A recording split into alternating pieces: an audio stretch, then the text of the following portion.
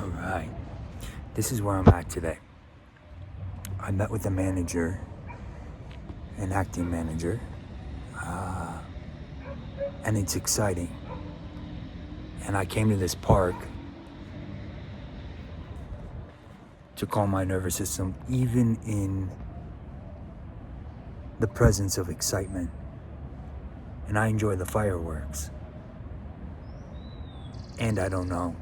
What's that story where it's like a man's son broke his leg and people around him said, "Oh, I'm so sorry," and he said, "Maybe," and then all of a sudden people were getting drafted for a war and his son couldn't go to war because he had a broken leg, and it ended up being a blessing. And then I don't know, something else happened, and then that turned out to be a bad thing, even though it seemed like a good thing.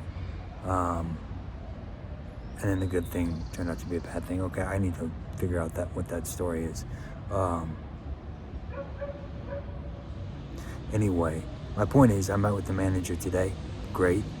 And maybe it's good, maybe it's bad. I don't know. I need to ask, which is new for me. So putting my feet on the ground, whether I am presented with fear or excitement, and not really listening to my heart, really asking and then listening and pausing and waiting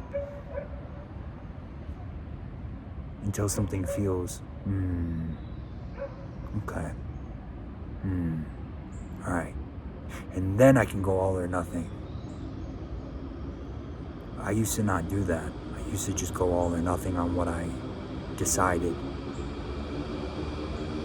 And it just wasn't as fun and led me to some sticky situations. So that's where I'm at today. It's kind of crazy. So I had, before Christmas, reached out to a bunch of managers, and I'm looking for something very specific. I'm looking for somebody to represent me in America while I'm living in Colombia.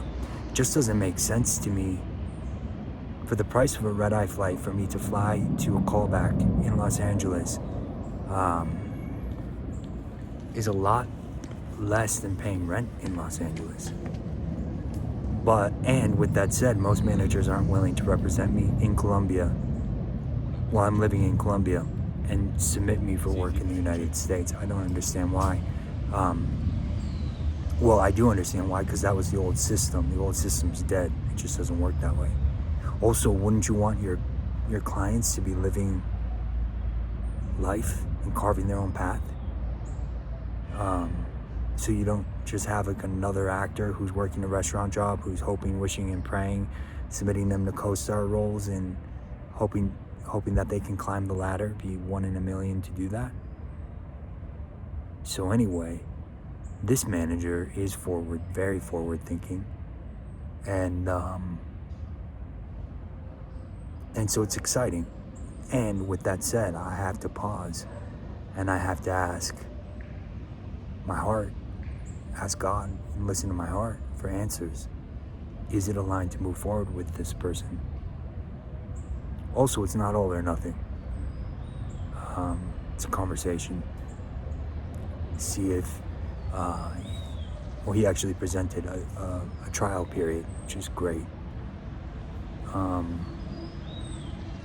So we'll see. I don't know.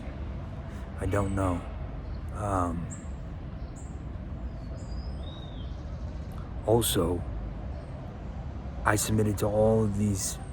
Well, I got really specific in what I wanted. I wasn't going to throw out a net and just see, hopefully someone will take me, which is what I would do in my early 20s. And I had a series I always had representation, even with not that many credits, but it was a matter of me not being specific and not being intentional. So I really had to sit and ask and receive, what is my intention? What is my calling? And what serves that? I'm an actor, I'm a model, I'm a director, I'm working to be a husband, father, I'm a spiritual being, I am an artist, I'm a performance artist. I'm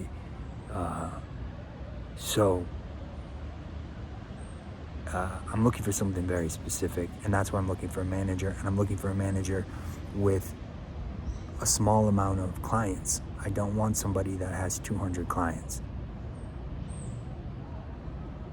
for obvious reasons. And I don't want just an agent. I would like an agent as well, but not just an agent who isn't thinking about all of the facets of what I have to offer and how they complement each other and how to help. Not how to help, I am integrating them into my life, but not to try to divorce me from aspects of myself or interests or my talents of what makes me unique and what makes me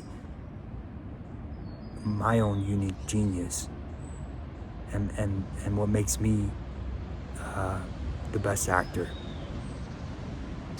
of that I can be, or the most how do I say it, like if I'm not an actor who spent 3 years documenting life inside the 10-zone Skid Row, if you try to divorce me from that, then what am I? I'm just another. If I'm not an actor who started a modeling career independent by himself in Colombia, in another country, after living in his car, then who am I? Then I'm just another. Well, I believe all actors are special, all artists are special, but if I start to divorce myself from myself, or aspects of me that make me unique and my own unique version of genius, A, it's lifeless. B, I don't have anything to offer. I'm not listening to my calling. And if I allow for another person to do that for me, I'm not taking agency of my own life. I'm not stewarding my own gifts. So this is a big moment for me. To decide, even if I'm following my heart's passions, even if I have a vision for myself that has been given to me, that I asked for and received, and I'm listening to uncompromisingly, with ease. What I want wants me. I know where I live. I know the type of work that I'm interested in doing, and that type of work needs me, needs my talents. So it's really exciting. And when I made that decision, things shifted and changed in my life and became unknown. I stepped into the unknown, and then circumstances presented themselves that were very unknown, which gave me an opportunity that if I wanted to, I could really engage in some fear. Such as deciding for myself that I'm a high fashion model, so I'm no longer going to go with the beard, and then having pushback from my agency and having them being scared they might drop me, I might not get a work visa, but standing by my own vision that I feel like I asked for and was given to me, and saying I'm not going to grow the beard back. And then losing jobs when the money would be helpful in the short term. So, and then I had to find ways to breathe,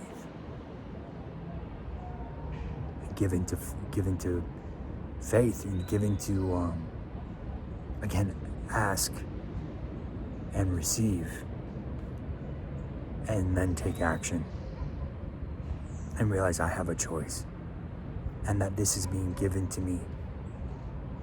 James Cameron, when they try to, anyone know that story? It's like James Cameron, I think, went $120 million over budget, and they kept trying to pull the project from him. So then out of I don't know, desperation or whatever, he gave away his salary so that they wouldn't shut down the production.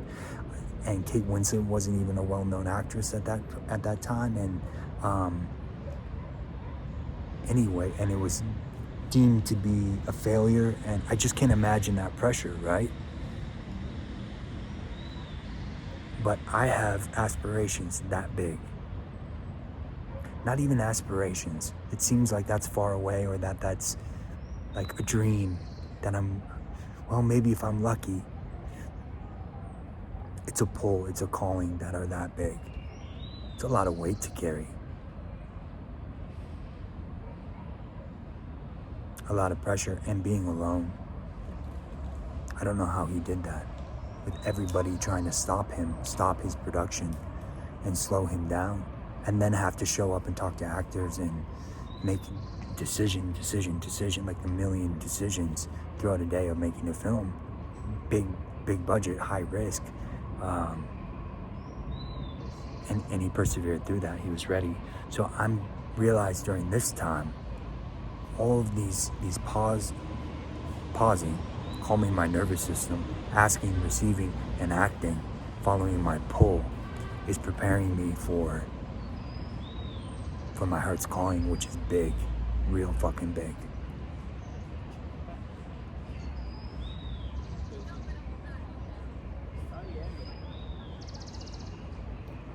So I'm not just gonna talk about it, I'm living it. And there's gonna be more shit to come up, I'm sure. And I'm ready. I'm ready to pause in those moments. And it's not just the challenges, it's also the exciting opportunities. I still have to pause, get my feet on the ground, ask and receive. How do I handle this? How do I steward this? How do I use this as a soul for the best of me, my career, my family, and humanity?